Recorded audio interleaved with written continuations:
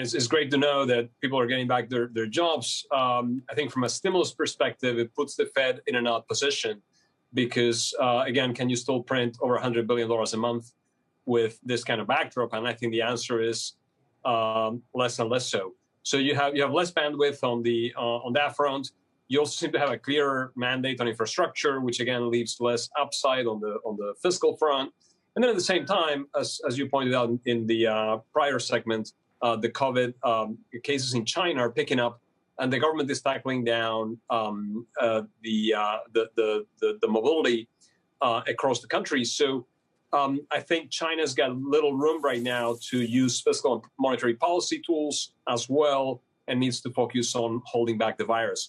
So those two reasons alone are enough to knock down commodities from the highs in the past few days. Let me make sure I'm understanding the connection that you just outlined there between the Fed's activity and commodities.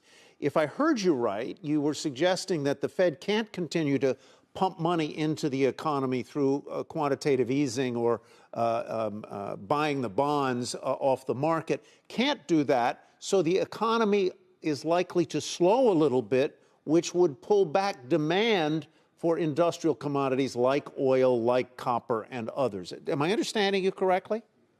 That's the direct inference here. And remember, the Fed's been a huge supporter of the economy for a long time.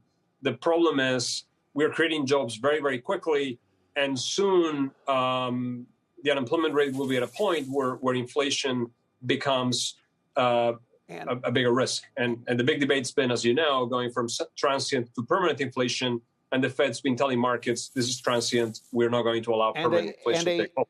$1 trillion in stimulus in the form of infrastructure spending, that doesn't push commodities price higher? Or is it just that they don't use those kinds of commodities that trade because it's asphalt and concrete and so forth?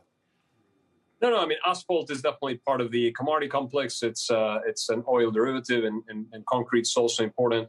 But but I think the issue there is that we've been waiting for this infrastructure plan for a pretty long time. I think to a large extent it was priced in. So I think commodities are taking a bit of a relief. Mm-hmm. And also remember, more than half of the world's commodities are consumed in China, which is the country that's now facing some challenges there. Remember, we don't really know how effective the Chinese vaccines are going to be. They've injected them in a lot of people, but are they as effective as the mRNA vaccines, the Pfizer and Moderna vaccines that we've had here in the U.S. and that you've seen in Europe with AstraZeneca? The answer is probably not. So they're going to have to be more conservative in terms of the way they reopen their economy, in my view. That clearly can cause a drop in commodity demand for a month or two until they resettle there.